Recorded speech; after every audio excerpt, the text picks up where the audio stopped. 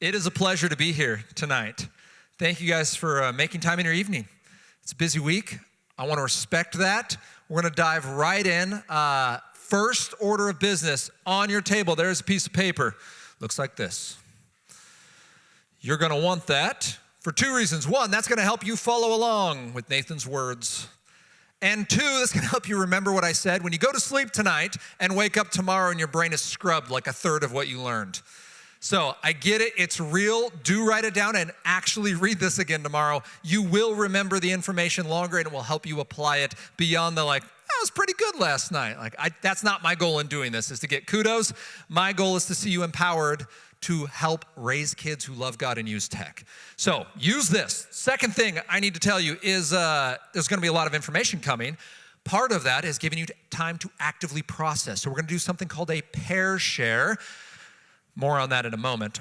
But it's going to involve you having an elbow partner. So I need you right now to make sure that one of your elbows can touch one other person. Go ahead, make sure it works. You need to find someone. If someone is not bumping you with their elbow, you don't have an elbow partner. That will be awkward when I go, elbow partner, go, and you just sit there by yourself. Because then I'll see you and I'll come talk to you. Nobody wants that. So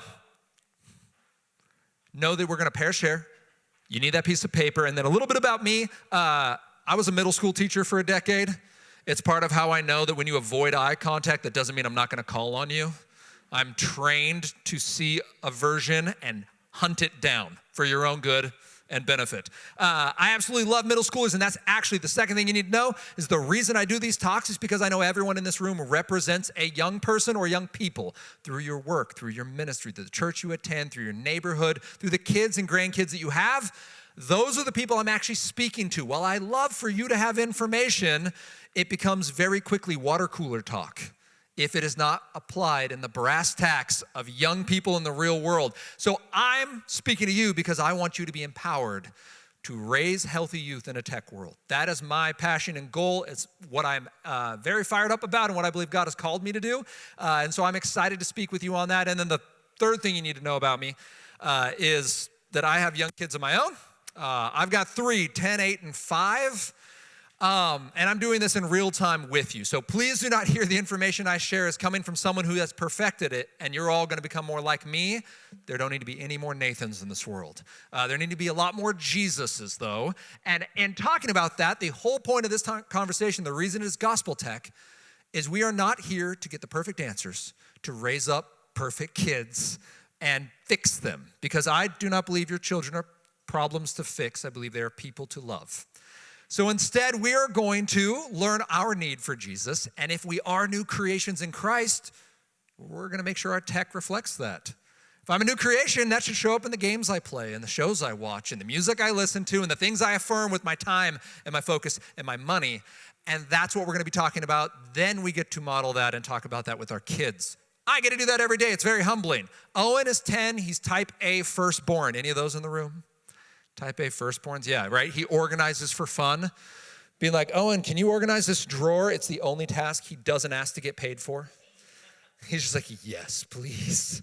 That's his happy place. He recently found baseball, and it turns out that baseball is for little type A, hyper-focused kids. He can go out and throw pitches, and it's just pitch after pitch after pitch. It's the exact same thing, and he loves it, never gets tired. Compare that to Henry. He's 8. He is Mary, not Martha. It's a blessing. I say that 5 times each day. Henry is the most present kid you have ever met. He wouldn't know organization if it hit him in the face. Henry walked into my home this last summer with one shoe on. I said, Henry, where's your other shoe? He looked down at his feet, looked at me, and just goes, I don't know. And it wasn't like I'm looking for it. He's like, you know what? You can't change the past. Future hasn't happened yet. I'm just a kid with one shoe. Love me as I am. That is Henry, and it's amazing. God will use that. He is hyper present. The only moment that matters is this one. This one right here. This moment, that's Henry's moment. He's always in it, to a fault. Hadley is very hard to describe briefly, but she's just a lot. And in all the best ways. I was telling Amy earlier that we took her to Disneyland, and she did the Bippity Boppity Boutique. And she realized, you can be a princess full time. That is not my calling. Full-time princess. If you let Hadley dress herself, it will look like a unicorn migraine. It will be polka dots. It will be glitter. It will involve rainbows. Like, it is just everything everywhere. She's the only person I've ever met who's dislocated her elbow dancing by herself. Hadley does not know anything other than full throttle on life. Those are my people, and I want them to be raised in a world where tech can push them towards their purpose in Christ and not distract them from it. That's my hope in teaching and talking on this subject tonight. So 3 things we're going to be talking about. The big conversation is making tech safe at home. We will have time for questions at the end, so jot those down. And if we don't get them, you can either come up to me afterwards, I'll hang out, or you can email me. My email is on that business card. So nathan@gospeltech.net, and I would love to continue that conversation with you. 3 things we will cover is the 2 types of tech. How to know if our tech is actually a problem. This is a major fight we have in our families. We will know tonight if it's actually a problem or if it's just you don't like it and you're standing on your yard going, kids these days, get off my lawn. Maybe. Or maybe there's something actually to work through there, and we will learn how to do that. And then 3rd and finally, we will talk about how to make tech safe at home. What steps can we actually do to begin applying that? It's a huge conversation. Obviously, we're not going to do it all. If you want more, there is a podcast, literally the Gospel Tech Podcast. I want to say it's like episode 220. So there's like 6 straight days of Nathan talking. I couldn't cram it all in now. Just go to Gospel Tech if you want more. Start in January of this year. Don't go back to, you can. It's Anna and I recording, my wife and I, on one microphone, because Yeti mics don't let you USB connect in 2 ports. And we're talking in opposite sides of the same microphone. It's really intimate. Go listen to it. It's very uncomfortable. And then skip to 2024 January and get the useful stuff. So let's begin. There's 2 kinds of tech. The first kind of tech is tool tech. The second kind of tech is drool tech. This is not good and bad tech. But this is what gets really confusing when the talking heads start telling you about the dangers of technology, and you're like, yeah, kids these days. But then you're like, but they also do a lot of schoolwork on their computers. Like, where is my line? Is it the fact that it's a screen? Is it because it plugs into a wall? Is it because it has the internet? Where is my line on technology? And then inevitably that one Reddit thread kicks up like, everything's technology. A rock tied to a stick is tech, right? Like, someone just tries to throw a wrench in the whole thing and be like, there is no truth. There is. We're going to learn that right now. There are 2 very clear types of tech, and it's because they are designed differently. And yeah, I know I'm talking in Bellevue. I've presented this in Redmond at Microsoft. This is not a secret. I'm not ashamed of it. We need to know this, especially when we're the ones designing the products. So first, tool tech helps us create. It is here to help you achieve your goals. It operates at the pace of real life, and there are 0 behavioral hooks involved. Compare that to drool tech.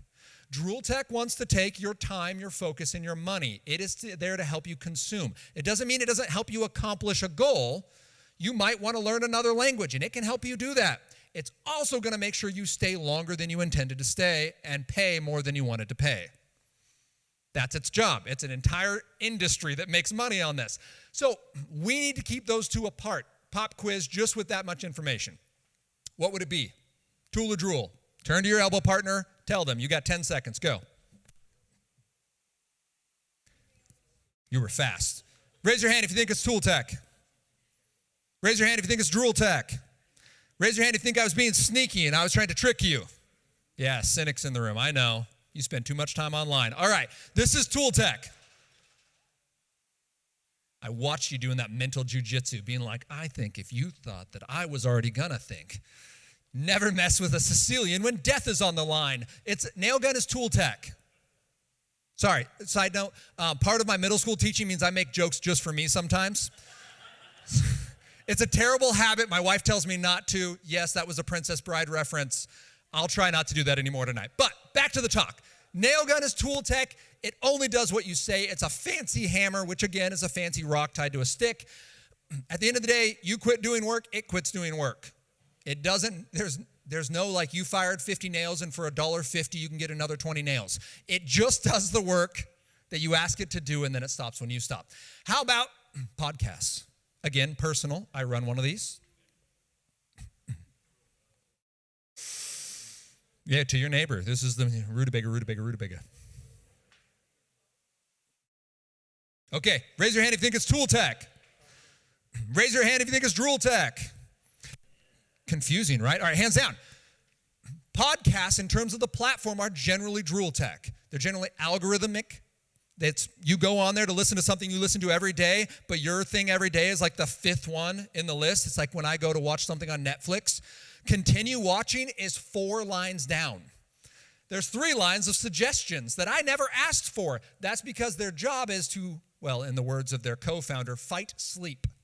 That's Netflix's job. Podcasts are aligned similarly. There's an algorithm that gives you content. Listening to a podcast, as long as you're doing it to gain information, to synthesize that information and apply it in real life, you've got tool tech on your hands. It's being delivered through drool tech, though. Don't get distracted by that. That's important. For me, recording it, though, it's tool tech. Right? My recording program has no hooks involved. There's no notifications that come and bother me. There's no likes or follows involved. It's just content to the internet, and you can use it or not. That's important for us to keep in mind. We get stuck on this often when we watch our documentaries. Like I watched the documentary Super Size Me, and I was like, that is shocking. And I no longer eat McDonald's. I only eat Burger King now. Which is weird and probably not the point because it didn't actually affect really anything I do other than a weird aversion to McDonald's. It didn't apply to my real life. It became infotainment. I know a lot of information. I don't apply any of it, and we want to be thoughtful about how we're ingesting that. How about your news feed? Turn to your neighbor. Tool or drool? Oh, that sounded unanimous. All right. Tool tech. Raise your hand if you think it's tool tech. All right, raise your hand if you think it's drool tech. There we go. That's what I heard. Okay. And I know some of that was begrudging, but it does have the word feed in it. So if you're ingesting multiple feeds, so you go to a diverse number of apps and you ingest the same topic from multiple sources, and again, synthesize and apply, good for you. You're using it as a tool. I use podcasts in my research. I don't get to interview Elon Musk on my own, so I have to listen to other people do it. I use news feeds to learn about the world and even technology. But if we just go to that one app, keep in mind it's a feed that drives revenue. So their job is not actually to inform you, it's to make you really angry or really happy. Because that's what you're going to take to social media, and that's what's going to drive clicks, which drives revenue, which feeds the whole terrible process. Apps like news feeds can be very concerning and are part of what we need to talk to our kids about. Like, hey, I see that you're being an informed citizen, super cool. And I notice that maybe you're not getting all the information. How can we handle this better so you're not just becoming more anxious and angry? Finally, computers, like one-to-one devices in schools. Tool or drool? Turn to your neighbor.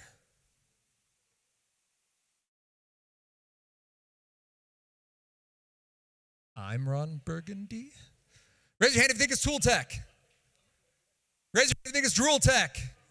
Yeah, it's a thing, guys. So, perfect example is I taught 8th grade language arts in the Puyallup School District for a decade.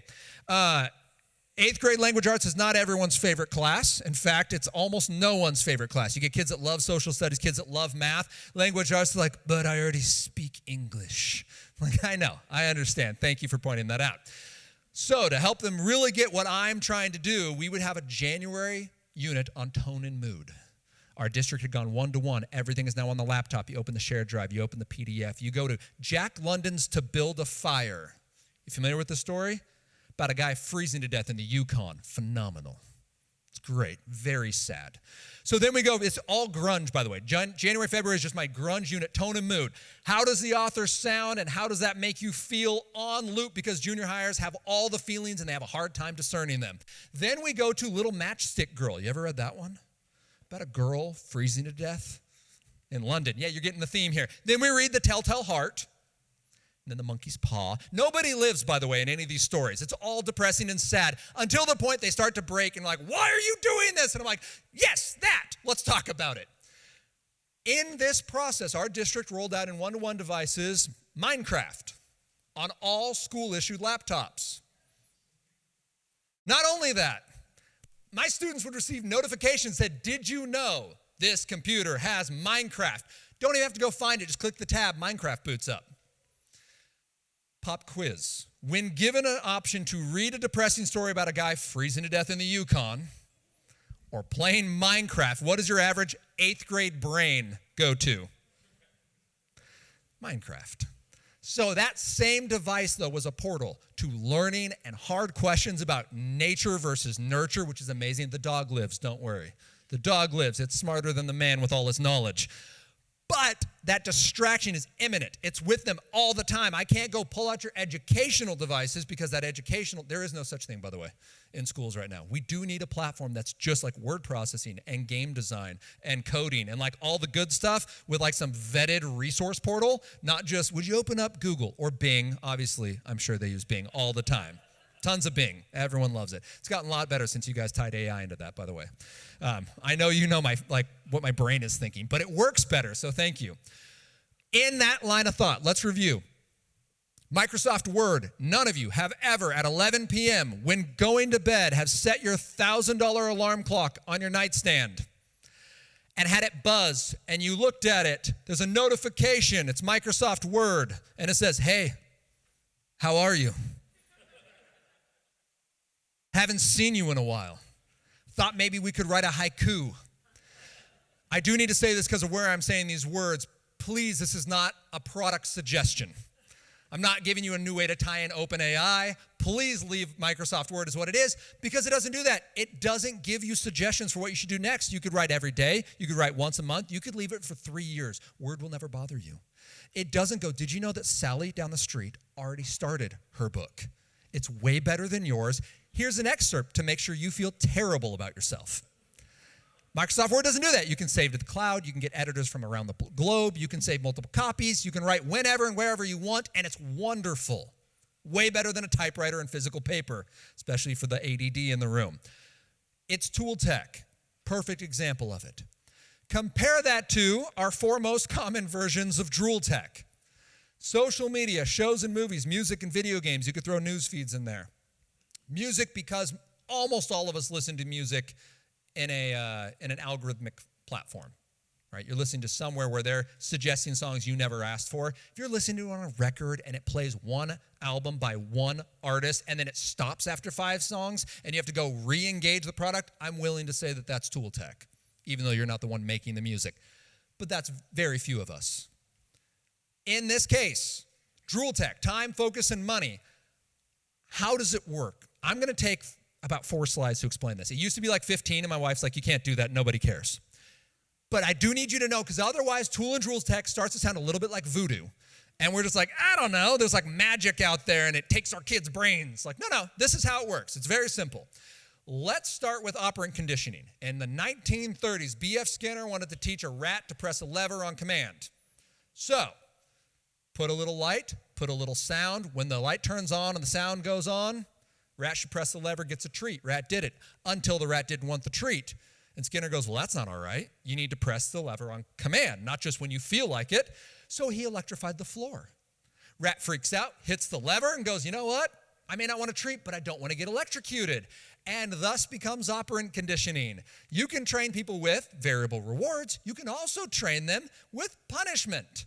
Things like the expiration of their levels or the ending of their streak or whatever lovely little behavioral hook you want to put in there, because we're people and we don't like the punishment. We'll do it because it makes us feel good or because we want to avoid feeling bad. They both are effective. That proves what we then learned a couple years later, that neurons that fire together wire together, what we now call the Hebbian theory of learning. This idea that stuff you do repeatedly, you get good at. Your middle school PE teacher was right. It's not just positivity talking. In fact, this is now what we call neuroplasticity. Neuroplasticity, well, if you read this book, you'll learn a lot about it. Dr. Norman Doidge goes into this idea that your brain changes itself, and if I were to just sum it up in a single phrase, it would be that your tongue can help you walk. Chapter 1 of this book, lady goes in for surgery, gets medication that sears her inner ear on both sides. The thing that tells you you're standing up straight, she doesn't have that organ anymore. She gets crippling vertigo, loses her job, her independence, her ability to drive. When she lays down, she feels like she's dropping through the floor. A couple years go by, and a doctor goes, hey, I've got an experimental procedure. She's like, anything. I can't live like this. Puts a retainer in her mouth with electric stippling. She leans forward, it'll stipple the front of her tongue. Left side, right, and back. She does it over the course of a year, and she gets 5 minutes of free standing after the first session. And then she gets an hour. And it's literally like she's doing great. They're dancing. She's getting free movement. And then it just hits her and she goes down like a rock. Until after 3 years, she's completely independent. She no longer has the organ that you are designed to have to tell you you're upright. It's still scorched. They can't replace those. But they've trained her tongue to understand balance. Through repetition, her brain adapted to a new stimuli. That's amazing news for the adaptability that God has given us. It's horrible news when we think about what we're doing to our brains through repeated inputs. It doesn't, by the way, have to be a lot of time. It has to be a lot of stimuli. Nir Eyal in his book, Hooked, read the subtitle, How to Build Habit-Forming Products. It's not a cautionary tale. It's a how-to manual. And the basic premise is this. Have a trigger. It could be internal, like I'm bored. It could be external, like a notification. Leads me to an action. I post, I play, I search. That gives me a variable reward. There is no bad feedback at this point. You could get a mean comment from someone online. You now exist. You're now fired up. You're now ready to invest, which is the last piece, which means the next time you get writer's block or you get frustrated or you get sad, you are more likely to repeat that behavior because that, my friends, is an operant conditioning chamber. You're the rat. And Drool Tech is really good at leveraging its wonderfully designed behavioral aspects in order to keep you on the product longer. Social Dilemma, anyone here watch that? Like docudrama? Okay, you don't have to anymore. We have all this information now, but they do a great job of explaining some of these behavioral tricks, and I just want to walk through it. Notifications. Notifications are trying to get you to be aware of something you didn't care about prior to this, right? Hey, a friend that you haven't seen in 25 years may have had a birthday if they told us the right date, and suddenly you're off to the races of distraction. Notifications are intended to redirect your behavior, and the more you follow that notification, the more likely you are to follow that notification. Likes. These give social value and credence to posts. You post something that gets lots of likes, that tells you that you're now affirmed by your social peers. You don't get them. They don't have to have a dislike. They just leave you in silence. Suddenly, you want to do better. How can I get more positive feedback from my peers? I'm going to start posting things like that. That might be effective on you. It's downright traumatic for middle schoolers who don't have prefrontal cortex development to inhibit behavioral choices. How about things like swipe to refresh? They could just give you the information. That polling motion is based on a slot machine. It's very powerful because what you get is new information, also known as a variable reward. You don't know what it's going to be, and you could go to bed right now, but let's just pull one more time and see what happens. Pow! More info, and 15 minutes later, you don't remember your own first name. Infinite scroll. There is no bottom. There's no natural break. There's no page end where you have to turn it and go, oh, that's right, click next. That is by design to keep you engaged. Feeds, algorithms, or AI giving you information. Followers and stats, again, a form of social credentials. Points and rewards and artificial stimuli. I have people that play video games they no longer enjoy. Ask them why. They will say, because I was already in it. Call of Duty is my favorite for this. Any of you play Call of Duty? Call of Duty has what they call prestige classes. It's amazing. They're like, you have 50 levels. Level up. Beat the game, right? But prestige classes, you get to level 50, you go to prestige class 1. What does that mean? Nothing. It means literally nothing. You get like 2 unlocked guns that don't change your experience at all. Same maps, same game, same skins, same experience, but prestige class 1. Social cred, and you will get people grinding for their prestige classes for no particular reason other than it gives them another icon next to their name and it publicizes that they spent way too much time on this game. That's important because it builds on the fear of missing out. That's a natural human behavior, and it's being exploited by almost all Drool Tech, and it's very, very good at that. My favorite example for Drool Tech is YouTube. Now, I have content on YouTube. I use YouTube regularly. Just know that YouTube's really, really, really advanced Drool Tech. It has 2.5 billion monthly users. If they were to get 1% of their monthly users to spend 1 extra minute, they would gain 18,000 days of additional viewing that month. For context, that's enough time to watch all 10 seasons of Friends 343,000 times. That's if 1% viewed for 1 minute. Last time we had that number was 2016. The additional click rate was 70%. 70% of people went to YouTube to figure out how to fix their air conditioning unit and stayed to figure out how that squirrel got through that maze. This is the reason shorts, reels, little videos have become a thing, because they can't take it a minute at a time. They'll take it 30 seconds. All they need is a minute in the month. And they're very, very good at it. So keep that in mind. The reason design matters, the reason we're talking about tool and drool tech at all as the foundation point for you to talk about tech with your kids, is because we can be convinced we need things we never wanted. That's really important. We get our children acting as though this is something they need, when in fact it's something they didn't even ask for. Case in point, Snapchat. Ask any child who is on Snapchat or knows anyone who's used Snapchat. Do you know anyone who has kept their streaks alive when they should have been eating, studying, sleeping, talking with others? 100% yes. Every assembly I've ever done and asked that question, 100%. Could be a room of 1,200 kids. Every single one of them knows someone on Snapchat who's done that. That is Maslow's hierarchy of needs. You have to have sleep and food to survive. You have to have a social system to belong in order to survive. And you have to have a future. If you do not believe there is a reason for today and a purpose in tomorrow, you will check out early. Our children are giving up Maslow's hierarchy of needs to get to something they never asked for. Exactly 0 people were using Instagram and going, oh, I love the way I can direct message my friends. If only there was something that kept a running clock every time we messaged back and forth, and then expired if I didn't do it within 24 hours so that my friend would never speak to me again. Could you design that for me? And Snapchat's like, oh, we designed streaks. A snap streak. I message a friend, they message me back. We have a streak of 1. We have to do it every single day. And if we miss a day, our streak dies, and so does our conversational friendship. But don't worry, Snapchat figured it out. They're like, don't worry. No one has to know. If your streak dies, they'll send you a message and go, for X amount of money, we'll give you your streak back. That should be criminal, by the way, to do to a minor. I had a girl at a talk in Kent who said, I stole money from my grandparents to keep a streak alive. I'm like, let's stop for a moment.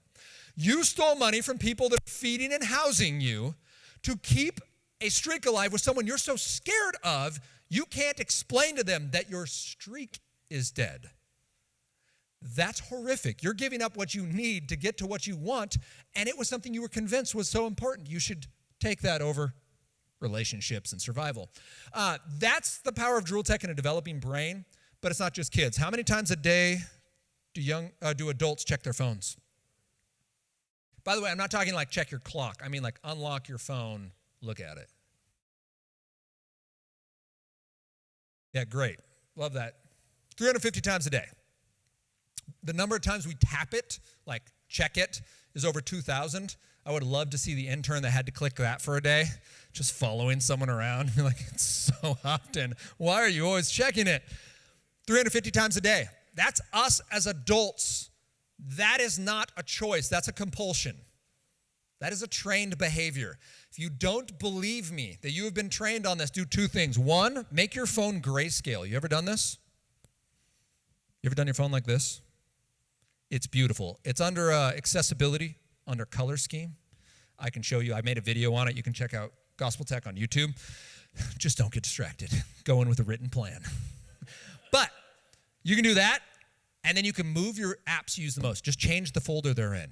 You will find yourself in the middle of some folder that you didn't even know existed, and you'll be like, where am I? What am I doing? Why am I on my phone? Because you will automatically click the same spot on your phone. It's a habit. It's second nature. It's trained. Whoa, excuse me. But for youth, it's even worse. They average 8.5 hours a day on drool tech. That is not tool tech. That's not schoolwork. That's not research. That is entertainment technology. There's a direct correlation between a decline in mental health and an increased time on drool tech specifically, but most acute seen in social media. If any of you read The Anxious Generation by Jonathan Haidt, it's one of the books that are being given away. Phenomenal book. The Anxious Generation points out that we now can show causal link between an increased time in social media and decreased mental health.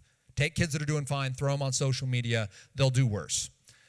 Starting at 2 hours a day, the likelihood of depression and suicidal ideation becomes 22%.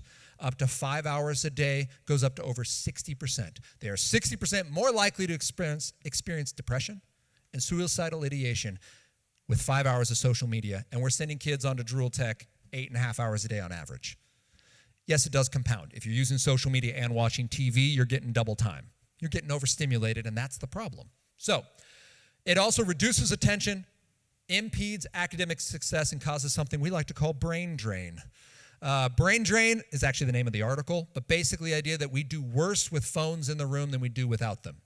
It's the reason Jonathan Haidt, again, Anxious Generation and co-author with Twenge, it's Twenge.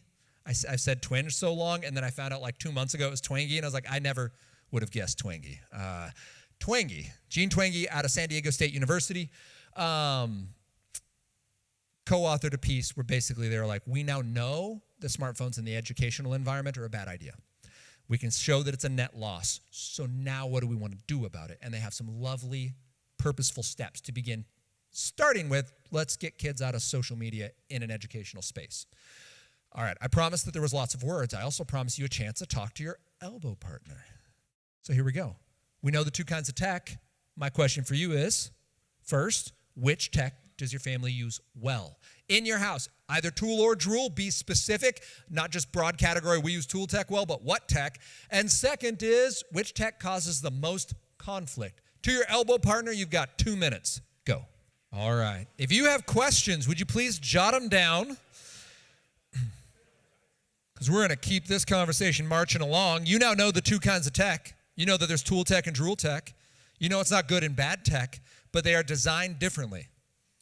Tool Tech is designed to help you create, to help you accomplish your goals. Drool Tech is designed to keep you longer than you intended to stay and cost you more than you wanted to pay. It is there to take your time, your focus, and your money. You will accomplish things with Drool Tech, but you're not just accomplishing those things. It comes with baggage.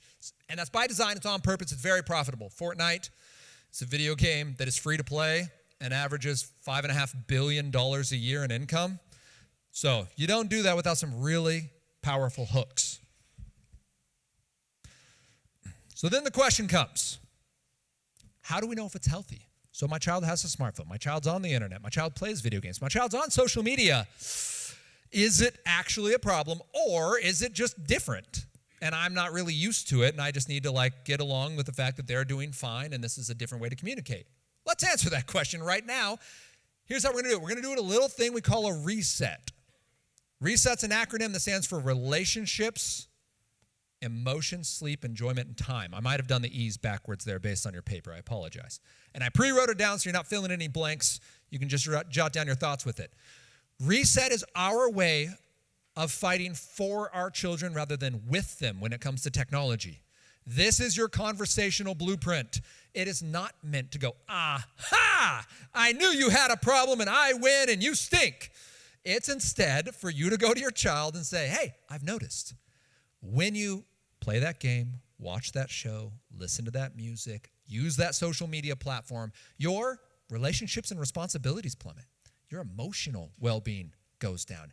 Your sleep seems to be impacted. You now have a talking point, and your child can't go, nuh-uh. They can go, yeah, okay, well, I think I'm getting enough sleep. And you're like, that's interesting. Let's talk about that now.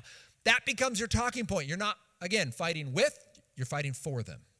And that's the goal of a reset. So please hear that as we go, because there are plenty of opportunities to just drop the hammer and win. That helps nobody. It just makes your child hate you and makes you feel smug. And then we'll all hate you too. So the goal here is instead to win your child over because your child has a purpose. And if they're distracted from it, we now care. But if they're doing great, we can celebrate it. For example, relationships and responsibilities. Relationships, I care about 3 of them. I care about their friends, their family, and their siblings. I guess their friends, their parents, and their siblings is the way I'd break that out, because it is different. So real-world relationships are going to be our indicator of digital world. If your kid can't hang with a real-world responsibility or relationship, your child is not ready for digital responsibilities and relationships. This goes with the whole, if your child is faithful and little, they can be trusted with much situation. None of us do better in digital spaces than we do in real life. So Parents, are they open? Are they communicative? Can they take feedback? When they make a mistake, can you correct them and not have it be a knockdown, drag-out situation? If you cannot, do not put them in a digital space. They are not ready to handle productive, loving discipline and feedback. Don't do it. It will end poorly. Baby steps with something like, you know what you can do? Come to family dinner, and then we'll start talking more. And then I'll know what's going on in your life, and I'll know that when something goes awry, you can tell me because we have a relationship. Siblings, how do they treat their brothers and sisters? If they're respectful, if they're good leaders, if they can say sorry, if they can acknowledge when they're wrong and they can communicate their frustration, they could probably handle internet chat. If they can't, then they can't. And the third is with their friends. Who are they choosing to spend their time around? Because that's going to be amplified by the speed of the internet when they enter Reddit or any other part of the internet. What's their sense of humor? What do they celebrate? What do they want to be around? Because that is what they're going to go to online. Make sure that if they are gravitating towards individuals that you're not so excited about, that you have biblical context to go, you know what? I watched that person damage your character, and I'm concerned. Or maybe I watched you damage their character. I don't want to amplify that by the power of the internet.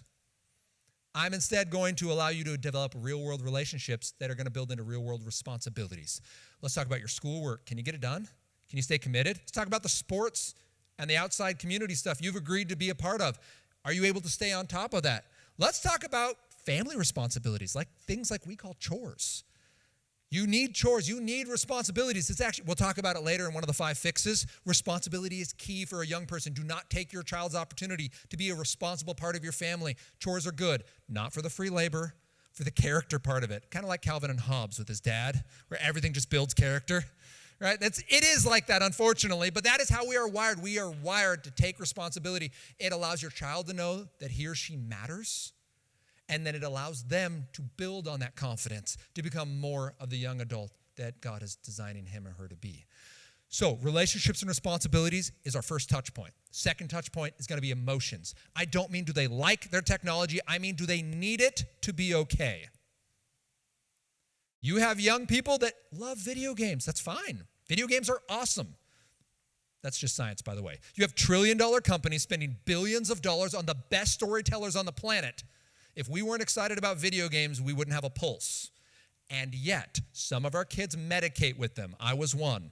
My reset was a 5 out of 5, all impeded by video games. I haven't played a video game in, what day is today? 13 years as of the 15th. So, yeah, it's been a while.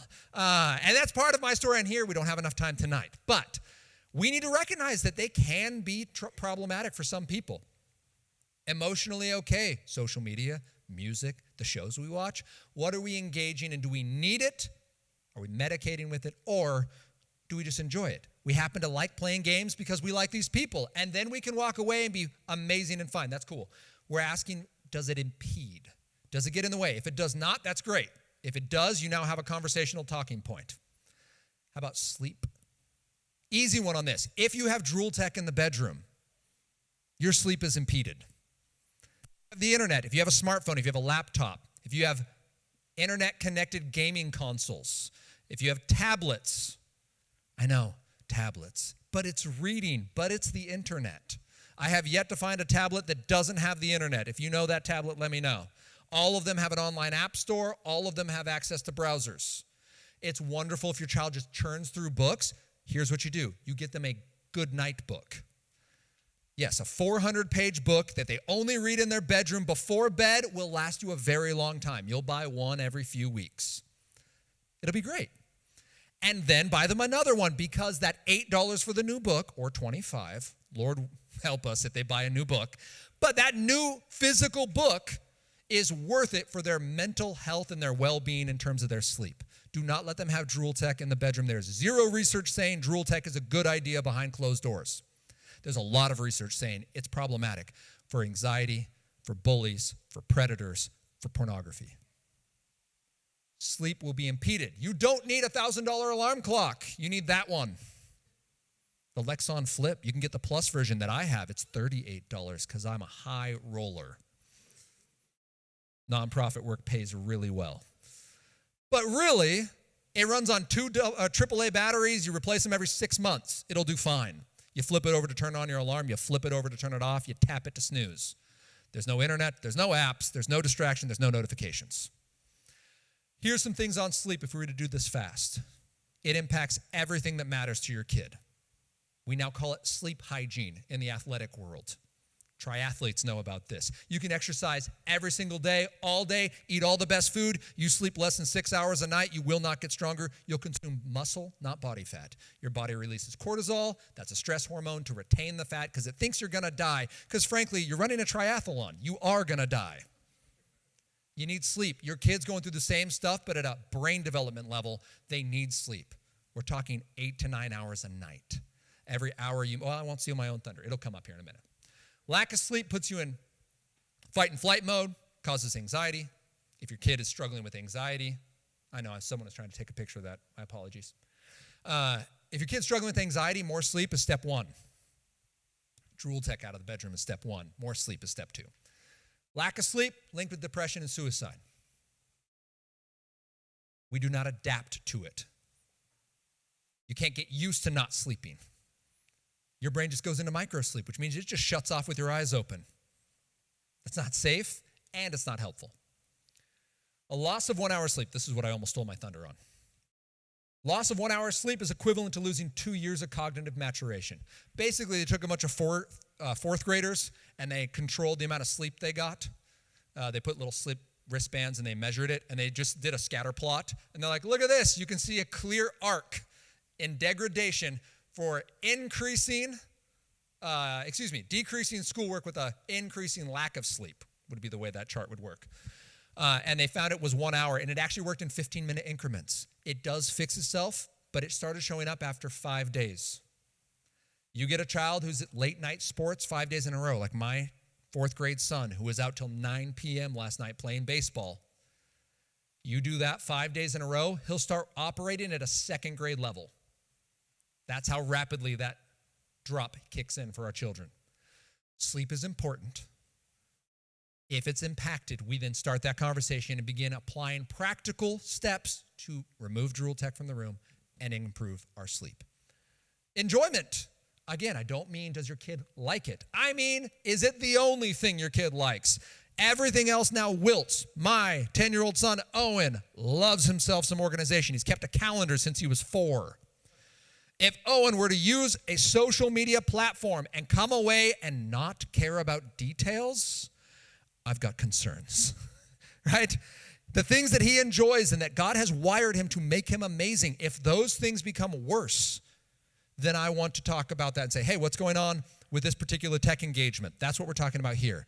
Does it steal all the light and become the only thing they want to talk about, want to do, the only thing they enjoy? That becomes our conversational point. Maybe it's just do a different thing. Maybe it's cut it out altogether. There is the possibility your child is overstimulated.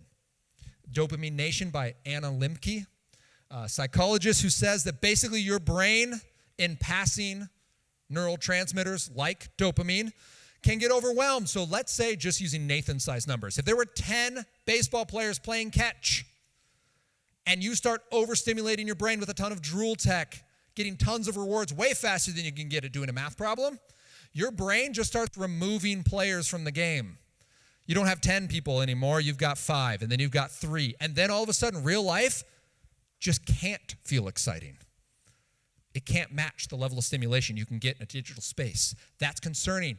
The good news is you can remove that technology, and in a month, your brain will reset. The bad news is, in a month, your brain will reset. And there's no fast version. There's no slow dopamine drip. You can get in the woods, you can go in nature, you can try to make it exciting, but your brain physically can't feel excited without that level of stimulation anymore. You will see that show up in enjoyment. That becomes your talking point. Most kids know it's happening. They just don't know what to do with it. You talk to an honest 7th or 8th grader who has this going on, they'd be like, yeah, I play video games because real life is lame. Ring-a-ding-a-ding-a-ding. You should play video games because they make you like real life more. If you are playing video games to escape real life, we have a conversation point. It's just like anyone who reads fantasy in order to escape real life.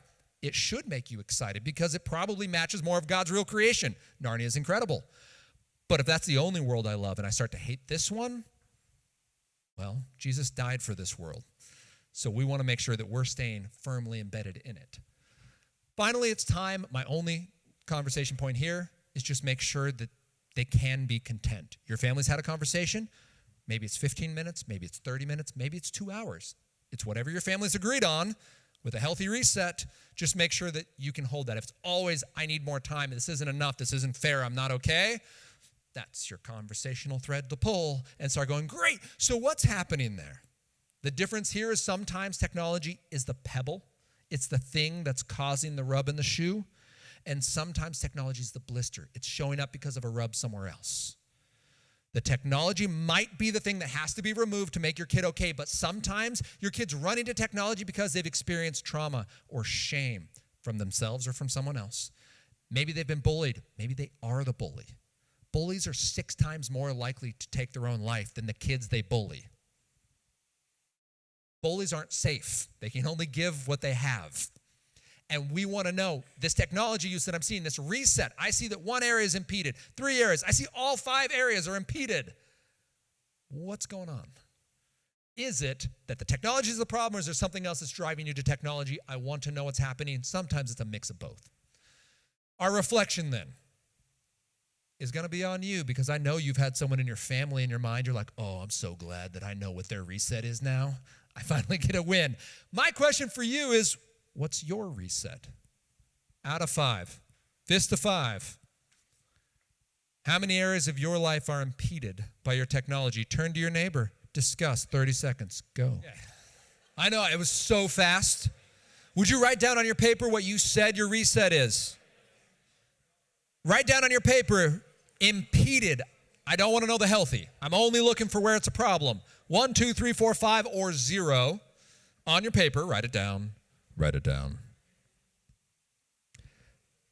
And then right in front of you, if you'd be so kind, we call this a fist to 5. It's right in front of your chest. It's not for your neighbor to know. It's you and me having a quick conversation. Would you please show me what your reset is? Just right here. Fist means 0. No areas are impeded by your tech. 5 would mean all 5. Would you show me real quick, right now? Show me your hand, right there, right in front of you. Just you and me, you and me, you and me, you and me. Some of you aren't participating. I'm going to wait. You're more uncomfortable with this than I am. Yeah, all right. Okay, hands down. Thank you. That's lovely. Usually the only fists I see are accompanied with this face, the you don't know me face. Like, all right, we have a whole bunch of stuff to talk about, but not right now. Right now, we're going to talk about how can we support healthy tech. There's 5 things. They're on your paper. We're only going to cover 1 of them because time and stuff. These 5 things are the 5 things we can do to help our children find a passion for real life, the world that God sent them into. Ephesians 2:10 tells us that we are saved for good works that God's prepared beforehand for us to do. Those are real good works in this real world. Analog adventures just means that we're literally having fun at the pace of real life. It takes work. It takes practice. I wouldn't encourage you to do a 5-day trekking trip right off the bat. I would start with like 15 minutes outside so your kid learns what grass and bugs are. But you can build up to it. You build resilience with that. We're going to talk about beneficial stress. This is a great point, hit very well in the anxious generation. That's his phrase, beneficial stress. I love that. Here's the 3 areas that I break it down into. Beneficial stress involves risk. You need to extend your child a reasonable amount of risk. I'm not telling you to throw your child to the wolves. Please don't do that. You are a parent. Do not neglect them. But allowing your child to experience something that could cause harm doesn't make you a bad parent. Example, pump tracks. You guys ever done a pump track? Yeah. It's like if the regular road became an alligator. And it's like exciting, but you might die. So you have my 8-year-old son, Henry, going down over there. You have Hadley, who couldn't manage her scooter, so she's just running. She's on the far right there. And a pump track is exciting. It's dangerous. But like, you're not going to like fall off something and die dangerous. You're going to get scuffed bad, especially when you don't realize the pump tracks are meant to be followed. And you're like, I'm a trailblazer, America. And you try to hop that middle berm, you will eat asphalt 100% of the time. And then you'll get up and try again and be like, maybe I shouldn't jump the middle vertical berm. Maybe I should go around it, right? It's okay. Is it possible that someone could break a bone on this? That's the point. I would much rather have a child break a bone than grow up with no risk and have to deal with the mental health consequences of that. We are dealing with a society right now where 2/3 of teenage girls say they have experienced prolonged bouts of sadness and loneliness. 2/3. Boys are a little bit better, 1/3. When 33% of our teens experiencing sadness and loneliness is our good number, we have a problem. Part of it comes from we're not giving them enough beneficial risk. You can't experience this online because there's no real world cost online. You can be amazing online. Hero simulators are an entire category of video games. I can be amazing with zero cost to myself, and yet I don't gain any real world character from that. Children do pretty good at moderating their own risk. You can let them play in the water and not stand next to them and hold their hand. Make sure they can swim. Make sure there's no riptide. Make sure you're not being dumb about it, but they can do it. Also, this is a humble brag. I've been to the Oregon coast when you could see the sun. Again, nonprofit life. It's pretty good, okay? But this is a real thing, allowing our children to go out and have independent experiences, even when, and this is part of the responsibility piece, even when it involves that adorable little 8-year-old putting on a backpack and getting on his bike and pedaling 6 blocks to piano. That's my son Henry on his first time. He's so cute. His backpack's bigger than him. Now, he's responsible. He's proven faithfulness in little things. I know that he can cross the street and manage directions, and he knows where a safe house is between those 2 locations. So we're good. I'm not being irresponsible. But someone might call 911 because, like, what is that teeny tiny kid doing out on his own in a neighborhood, right? We're uncomfortable with it. And as the anxious generation points out, we need to break that norm. The norm needs to be that our children are held to a level of responsibility and we allow them that responsibility. When my son came home, 2 things happened. First, Henry acted differently because he knew he could now travel 6 blocks on a bike with 0 adults. He does not have a smartphone. I had no blue dot. My son was gone. And in an hour and a half, he was back. I was like, would you look at that? Not dead. Woo! Did that cross my mind? Absolutely. Every worst case scenario crossed my mind, especially with Captain Presents over here, right? Like, all right, strangers and free candy. We need to cover that one more time before you go, right? That's okay. We can talk about it. If you're not comfortable talking to your child about real world, maybe they're not ready for responsibility yet, but it is something we want to do. Responsibility like, this is my favorite. If this wasn't a visual presentation, these are simultaneous videos that play right next to each other. Both of my sons losing fish in the Puyallup River. Oh, come on. They both had salmon on. They both failed to land it on their own because that's part of growing up. And they're both so dumbfounded. They're like, fighting it. Fish jumps out of the water. Fish is on the rocks. Boom. Both at the same time. Strings break.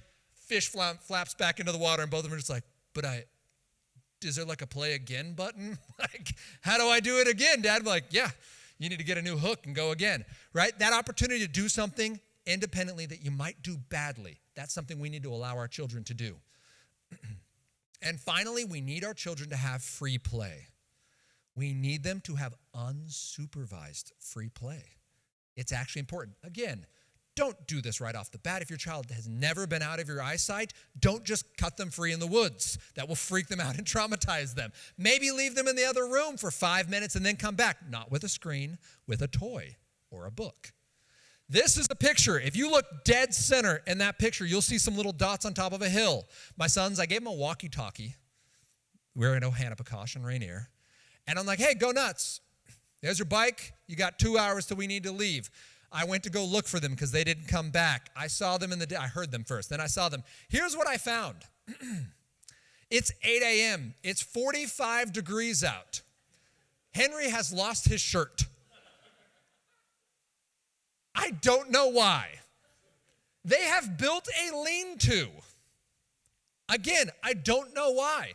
And if you weren't able to zoom in, on the left side, they toppled a bunch of old rotted trees and built like barricades, Swiss Family Robinson style. Right? I don't know if I'm proud or terrified, but it happened. And that's part of the conversation, free play. This idea that our children We know they're safe. We know they're far enough away from danger to make wise decisions, and then we leave. And we let them play. And you're welcome to check back in, but you're not running the rules.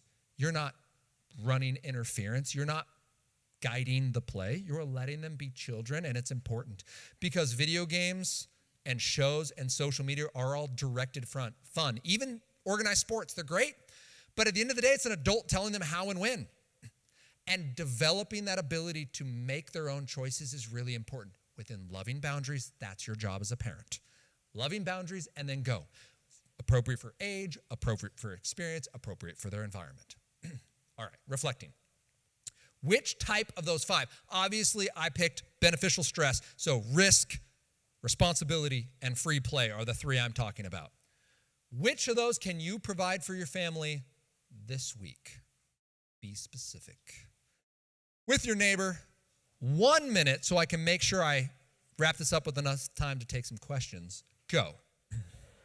I want to reiterate very quickly that example that I showed pictures from my family, that is not intended to say that I'm doing it perfectly, so just do what Nathan does. That is showing you that these are recent adaptations I've made in my own life because I realized I'm trying really hard, but some of that really hard trying is actually making it worse. I'm being more controlling, giving them less freedom and demanding less of their responsibility, and I can expect more, even of 10, 8, and 5-year-olds. So my encouragement is pick one thing, try it out this week, and if it stinks, chalk it up to learning and try something else. The goal is not get this perfect. The goal is never make a mistake. The goal is not, you've messed up your kids, so just do it my way. The goal is you're doing great.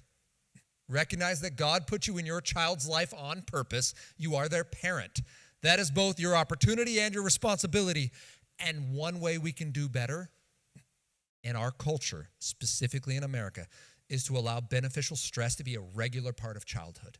Because most of our digital experiences go around avoiding beneficial stress and adding toxic stress. Stress that we're not equipped to handle, stress that is implemented in an unfair way through drool tech, and stress that is done on a scale and a pace that we simply can't keep up on. A TikTok feed is not real life.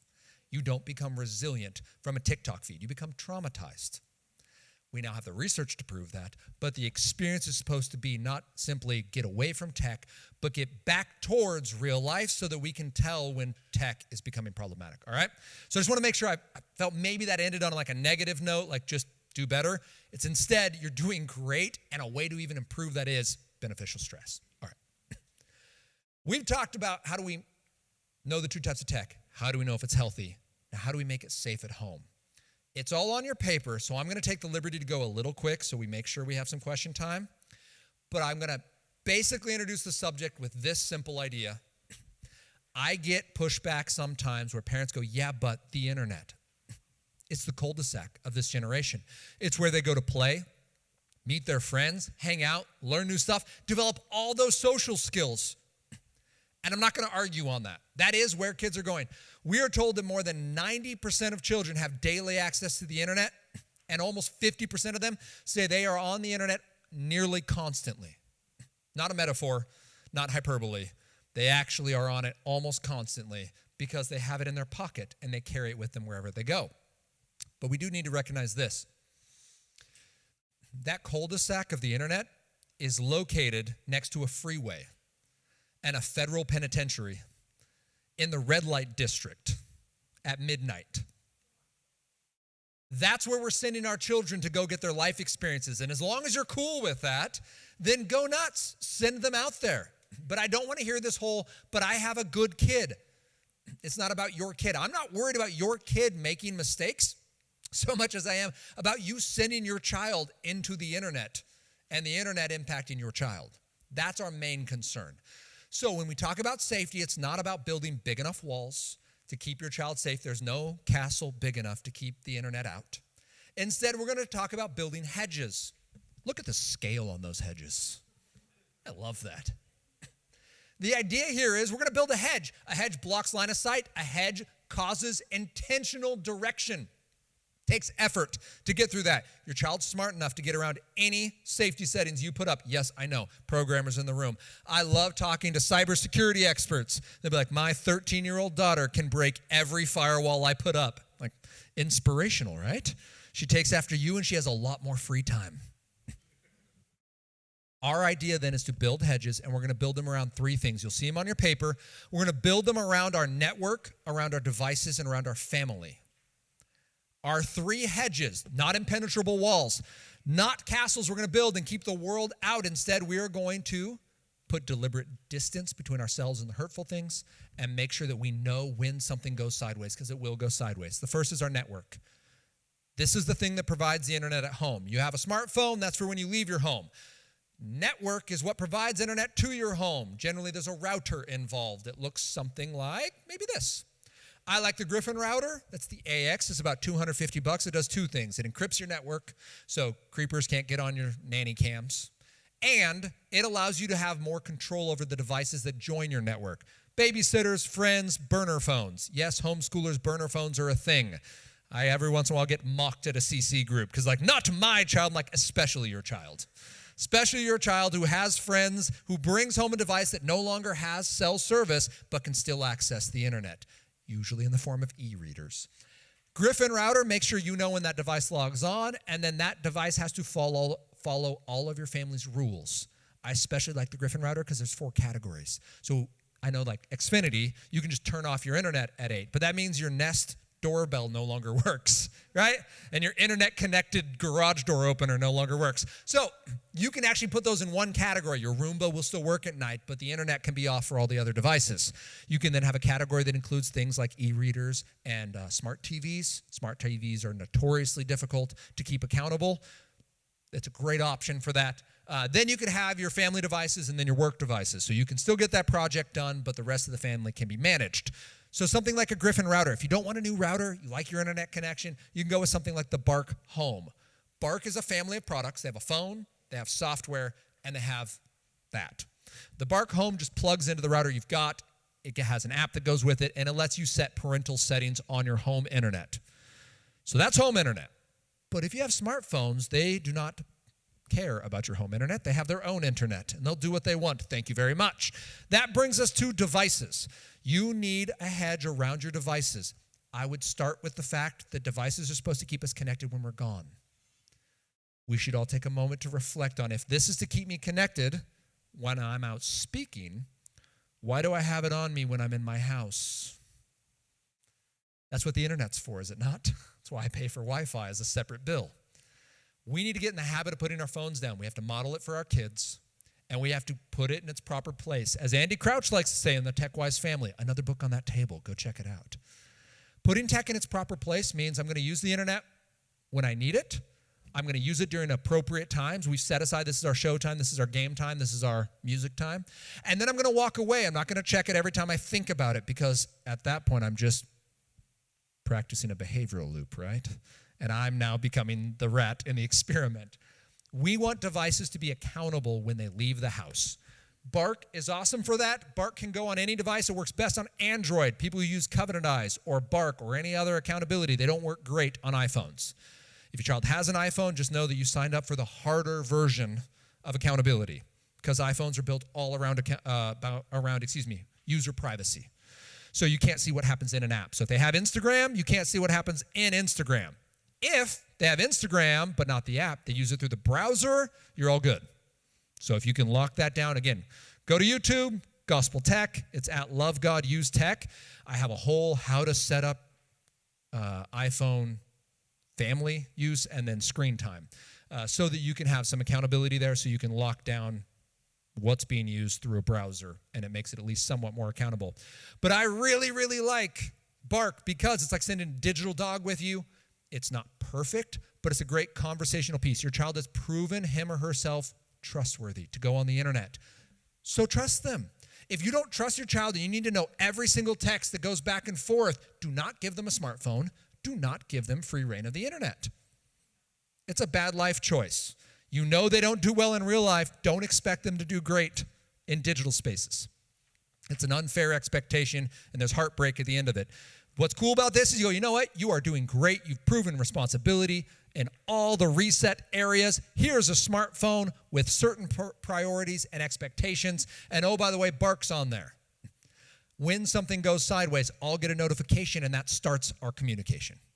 I'm going to get a, hey, Johnny just said your kid is dumb. That's a great thing to go follow up on. There are things junior hires say to each other that they think are funny that aren't funny. Some of them involve sicknesses, mortality, and bridges, okay? And they'll just think they're being cute. And you're going to go, hey, why did this person say that to you? And your child might go, oh, I said that to them at lunch today, and they just were saying it back. Okay, now we get to have that conversation. But the idea is you're not prying into the privacy that they've earned. You're simply holding it accountable and making sure it's not unsafe. And if it is, you're the first one to know and intervene. There is also an emergency button. If something goes really sideways, you can just shut off their phone and be like, we'll talk about it when I get home, but I'm at work for the next 3 hours and I can't worry about this. The number one complaint I get is that some parents have a hard time setting the settings. So they get all 6 categories of notification. Like someone said the word dumb. I don't care. Someone used this swear word. I don't care. I believe there is a filter. I haven't used it personally in the last 6 months because my kids don't have smartphones yet.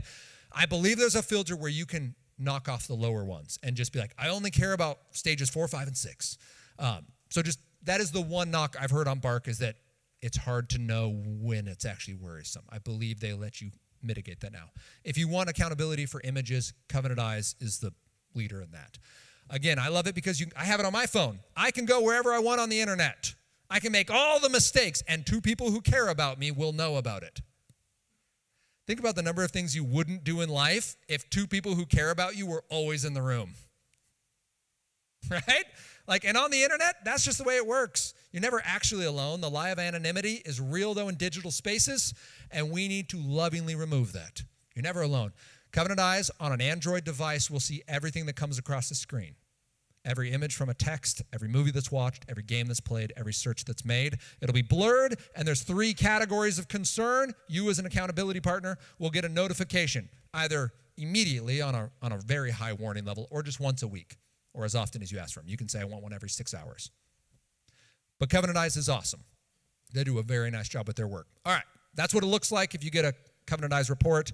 You get the suggested screenshot. You can click on that and see it in less blur. And again, it doesn't fix anything. It gives you talking points. You go and say, hey, I noticed this image popped up. What's happening here? That's the beautiful part about it. When we talk about family, I'm not going to cover this section here because I want to make sure we land on the gospel to end it. What you'll see on your paper, though, as I talk about, is it safe, helpful, and good? Scripture for each of those. Safe, basically, if your child asks you for something like a smartphone, you're a good parent. You want to give them good gifts. Make sure you actually give them an egg and not a scorpion. Sometimes the tech we give our kids is hurting them, and we need to lovingly remove it. It's not because they're doing bad. It's not because you're mad at them. It's not to teach them a lesson. It's because you don't hate them. So you're not going to give them this thing that's going to cause harm. If you have questions about that, ask. With helpful, I'm really just looking at Philippians 4:8. There's a list of what is beneficial for your child. Make sure the games, shows, apps, social media fits that list for your family. And the last one is it good? We have a standard for that. Galatians 5:22 tells us that there's fruit of the Spirit. When your child uses this, it doesn't mean it's morally wrong, but if it doesn't produce love and joy and peace and patience and kindness, goodness and gentleness and faithfulness and self-control. In fact, if you just picked 3, if you found tech that produced love and joy and self-control, buy it for everyone you know. Think about that. That would be amazing. So we want all of that for our kids. If it improves their reset, go for it. My children, that thing is Wildcrats. They watch Wildcrats 25 minutes, and then they're in the yard for an hour building bug hotels, which is just sticks and grass locked up that birds inevitably go to and eat all the residents. But it inspires a passion for real life, doesn't detract from a passion for real life. That's what we're looking for. So I'm going to skip through these real quick. That's all the words I just said. Because, I went too fast for it. I will stop on this. Dumb phones. I mentioned the Bark phone already. It's on your paper. They're awesome. They are entirely tool tech. They don't have the internet. They don't have browsers. Yes.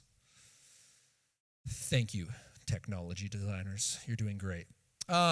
If you go to gospeltechworkshop.com, if you want a framework to work through, Digital Nathan will walk you through that. There's no ads. There's no hooks. There is a cost. But if you go to GT Workshop at checkout, you get 30% off because you were here and you invested your time, and I want to reward that. We're talking about good and bad fruit. And again, I'm just skipping through this. Please go read Galatians. I want to get to this before we dive into our final gospel closing thought. At your table, we asked, what do you use well and what do you fight most about? But now let's talk about fruit. When we talk about Galatians 5:19 through 21, the bad fruit, and 5:22, the good fruit.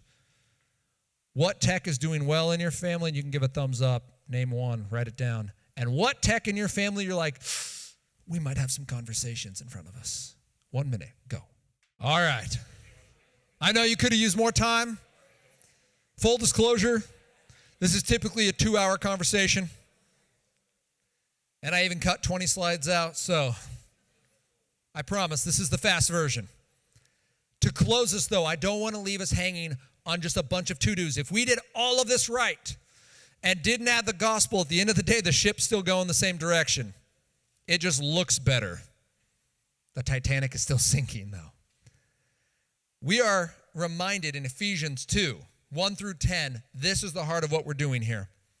Ephesians 2:1 reminds us this, and you were dead in the trespasses and sins in which you once walked, following the course of this world, following the prince of the power of the air, the spirit that is now at work in the sons of disobedience. We are reminded in Ephesians 2 that we have to be humble in this conversation. We are not telling our children, why would you do that? You should be more like me. We instead are remembering, I know why you do that. You're so much like me. And we're remembering that the gospel tells us that God saves sinners. That we are saints not because we did good enough and impressed God and got picked for his intergalactic kickball team. We brought nothing but our brokenness. And Jesus said, I loved you enough to die, to take your sin, to rise to new life, to give you my Holy Spirit. So that, listen to this, Ephesians 2:4, but God, being rich in mercy, because of the great love with which he loved us, even when we were dead in our trespasses, made us alive together with Christ. By grace you have been saved. We're saved by grace, and Ephesians 2:10 says we're saved for good works. Listen to this, 2:10. For we are his workmanship, created in Christ Jesus for good works, which God prepared beforehand that we should walk in them. You're not saved from the world in Christ. You're saved for it. The point of this conversation tonight is not to go home and make bulletproof kids who will never stumble with tech. It's to go home and point them to the only source of joy that they can actually know, which is fullness in Christ. If your child is still a little heathen running to the internet for their purpose, they need to hear from you that will never satisfy them. There need to be loving boundaries, that you're not going to be party to them throwing their life away. You can't save them. That's not your job. You're not Jesus. You can't fix them. They're not problems. They're people. And you're not going to do it because you're righteous enough. If good rules were enough to save your kids, you wouldn't need a New Testament. Instead, we're going to step in with humility, recognizing we're saints, saved by grace for good works, and that good work starts with discipleship of our own children, leading them in the ways they should go so that when they're old, they won't stray from them. But that's between them and God. We simply are showing them the joy you find online is amazing. It's an echo of God's joy. The beauty you find online is an echo of a beauty. And sometimes it's a frankly downright lie, and we need to spot it for what it is. They're just trying to make a buck off you. And they're going to churn and burn and leave you on the side as soon as you're no longer worth anything. We need to have that conversation with our children. We can talk about it in terms of fruit. We can talk about it in terms of reset. But at the end of the day, the point isn't fix your tech. The point is love the Lord your God with all your heart, soul, mind, and strength, and then use all the tech you want. Because when God is our source of joy, we're not going to fall prey to the lies of technology that promise we can be king. We're not serving our kingdom, we're serving his. So thank you guys for your time tonight. If you flip that paper over, yeah, how's that for visual cacophony? Bunch of resources for you. If you ask Kyle, I told him a couple days after sending this to him and it was already printed, I made a prettier version that breaks it down by section. If you want that, Kyle will have that and can send you the PDF version with less visual headachiness. But we're going to move on to Q&A time because we have 10 minutes till people go and pick up their kids. We started 15 minutes late and I did all the speed talking I could. So, are there questions off the... Yeah, I saw a quick hand. Go for it. No, you can't. Make sure your district has some kind of accountability. I know there's a bunch of different programs. Bark is available for your school districts, by the way. It works phenomenally on personal computers. So make sure your district has that. If they don't, bring your district the information they need. Jonathan Haidt's book, The Anxious Generation, is a lovely spot to start. The version I have over here, I've pre-tabbed. You're welcome to figure out those tabs and take them to your school board or to your admin team. In Puyallup, I've personally delivered them to all the middle schools. One of the high schools looking at getting those Kevlar bags for smartphones, which is going to go over like a lead balloon. But the point is we're starting the conversation. The second piece is when they come home, use it in a public space, and it goes away as soon as schoolwork is done. You don't get to take this in your room. This isn't your main form of communication. We have a home device for that. If you literally have no other electronics in your home, come talk to me. I want to learn your ways. And we can talk about what school computers can do. But they are very difficult, and districts aren't being mean when they don't let you install your own accountability. It's an absolute nightmare. Puyallup School District has 12,000 devices. You start letting people install their own programs on those devices, the network will never be safe. So they are trying to do their best. It's a cluster. It's not better for kids, especially not on just free reign internet with no accountability. But that's what we can do. Make sure our district is taking it seriously. Make sure they have accountability in place. It includes parents. A strong school-to-home connection is what we're looking for there as your talking point. Engaging parents. There's federal dollars tied to that. And then third and finally is making sure that it's being used appropriately at home, not just as a free reign device, but as you do your schoolwork on here when you have to, and then it goes away and you can use our family devices that are set up with our hedges. I mean, at that point, we're talking about adults, right? We're dealing with college kids at this point. So it is a different conversation. They're not under our purview. That needs to be a conversation on what their goals are. So I know college kids who are getting rid of their smartphones. They're picking up dumb phones because smartphones don't align with their goals. We're actually seeing a huge push from that generation. These kids, kind of 16 to 26, are the group who are really like, wait a minute. This was just the digital version of cigarettes, and you guys made tons of money off our brains, and now we're messed up. Like, they're pretty fired up about this conversation. Very few teenagers are indifferent. They just feel powerless. I had a 20-year-old 2 weeks ago who's like, my friends don't know how to tell stories. Like, we're literally broken. We know how to enjoy a story. We don't know how to write one. And he just deleted his apps. He's like, I'm going to use social media through browser, but I'm not going to use it through apps. And your college young person needs to have that conversation. What are my goals? What helps me achieve that goal? And what do I need to put in place to mitigate distraction? Maybe it means do not disturb. Maybe it means no social media on that device. Maybe it means there's a device for playing video games and there's a device for doing work. I strongly encourage that. There is an absolute association to this is my distraction device and my distraction time, and this is my work device and my work time. It's like chewing gum when you study for a test. There is going to be a little bit of habituating ourselves to work environments in adulthood because it's not going away. They're eventually going to be an adult in a workspace that has all the same tabs and distraction that their school space, that their fun space has. And it's a thing for companies, right? Some of you are managers and know this. How in the world do you get the most out of your coworkers when you know that they're on that Teams call with just a tab open next to it that's streaming video games? So, yes, 40-year-olds do that. Average age of a gamer, by the way, 35. So it's not just kids these days. Does that make sense? Yeah, it's going to be some of that conversational, what's helping you, what's hurting you, what are your goals, and how do we make good decisions? It's also why I don't play video games anymore. I don't have a knob. I just have a switch. 10 out of 10 or off. Can't just dial it back a little. Yeah. How do you hedges with YouTube? I mean, YouTube Kids, public space, and accountability on the device is the only way. I like to add ad blocker to that. So I paid $5 for ad blocker. I know you could pay YouTube Premium. I hate the fact that they give me terrible ads, so I don't reward that behavior. But I use ad blocker, and you have to do it only in supervised use because YouTube gets weird quick. There is pornography on YouTube. They do a pretty good job for being as massive as they are. They do better than like TikTok and Snapchat and Instagram. They at least like pretend to care. But there's still stuff that gets up there too fast to be caught. So use it in public spaces. Co-watch with young kids. We're talking if they're under the age of 8, you should at least be in the room or watching it with them. Yeah, and YouTube can be great, but not just letting them pick their next adventure. Like you can watch this stuff. So like my kids watch Dude Perfect on there. And that's lovely, but there's lots of knockoff Dude Perfect channels. And so you want to make sure you're being aware of what they are ingesting. Dude Perfect does have an app. If you're not familiar with Dude Perfect, yeah, it's the job that I wish I had. It's just 5 friends being stupid with trick shots. Making, yeah, all the monies. And they are Christians. We went and saw them in Tacoma 2 years ago. And they did like a really cool, they were like, hey, like if you guys can stay, like we're going to grab some water and come back out. And then 5 minutes later, they gave like the best ever camp gospel talk as like no one's left yet because they're all stuck in the aisles. They're like, if you don't know Jesus, like he's the way to hope and salvation. I was like, oh.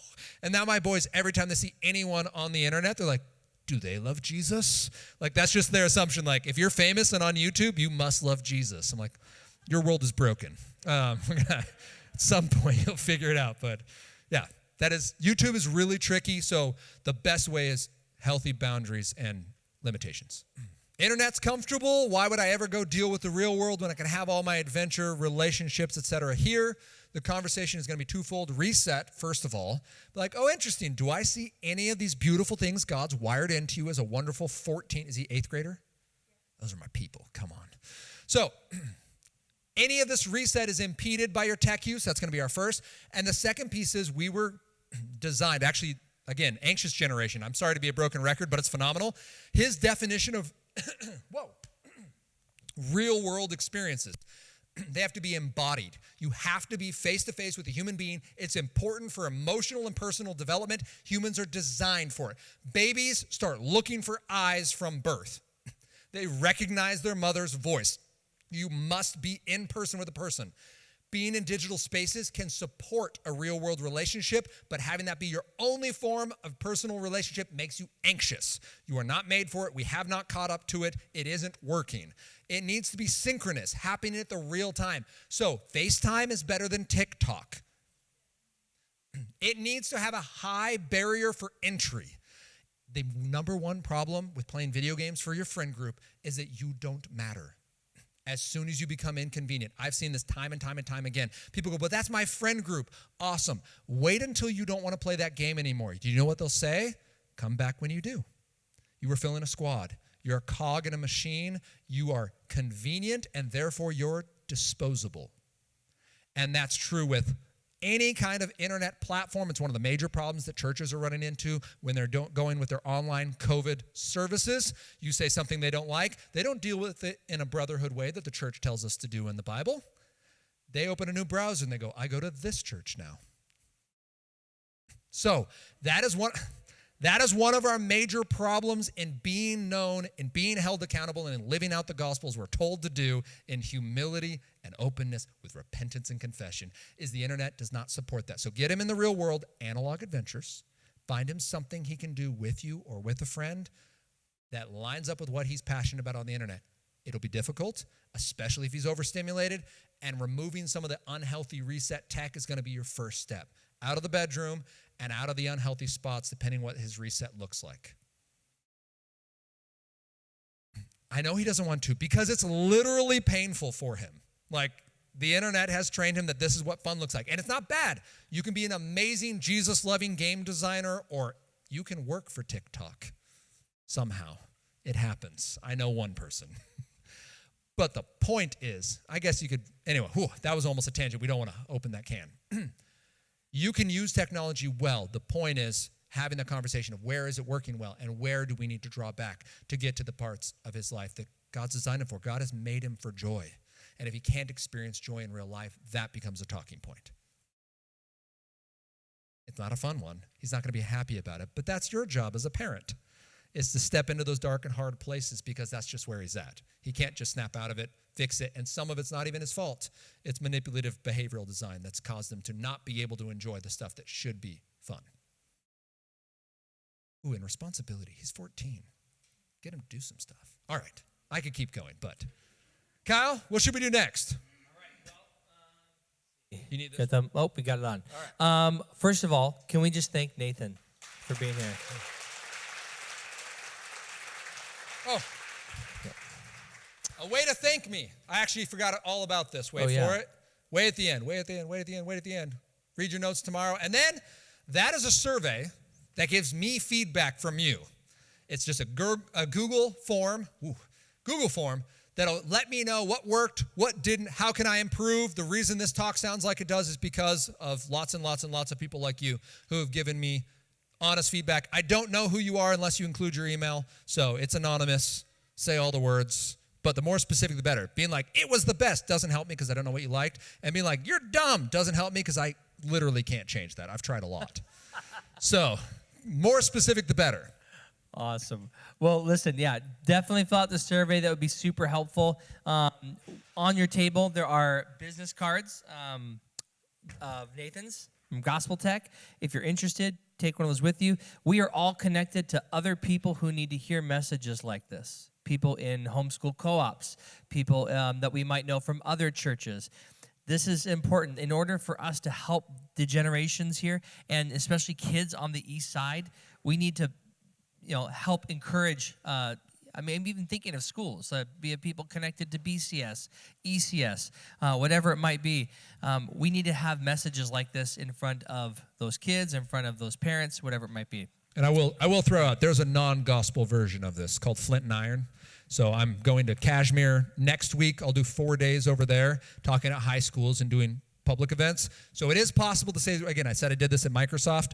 One of the ERGs brought me in. So we can do this same conversation. At the end, we still know that the ship's going the same direction, but we call it tip of the spear evangelism. We're at the very pointy end of people going, wait a minute, maybe there is right and wrong. And we're like, oh, yeah. And then, right? Like, you're waiting for it. But we don't get there. We just throw the seed and trust God grows it, okay? Yeah, so that is a thing. I love it. Also, parent nights. We have more coming up next year. This is the last one for this school year. So in the fall, we'll kick these off again. One of the things that would be helpful for us is if you take a moment to jot an idea down or two of things that would interest you to hear about in these. What do you want to engage with? What do you want to learn about? All that stuff. Is this okay still? Okay. I think we're good. So write these down. It would be helpful if you just take them right over there to Kristen. There's a box over there, a little bucket. Drop them in there. That would be helpful. Want to say a few thank yous to some folks. Yeah, I'm going to take this other one. All right, a few quick thank yous to some folks who helped put this together. We have Katie Price, Carrie Kuhn, Tori Chapin, Kelly Betts, Sheila Wright, Owen Cooney, David Metz, David Wang, Miguel and Jody Jordan, Mia and Dave Ranazan. We're super thankful for these people, these parents that helped put this together. Thank you, thank you, thank you. Thank you. And lastly, if you asked a question during the Q&A portion tonight, I would like to invite you to come over to this book table and select any one book off that table that interests you. Maybe it's something that would interest you personally, or it's something you could even give to someone that you know. So thank you for engaging. Thank you for being a part of tonight, and we'll see you again in the fall for more parent nights. Thank you.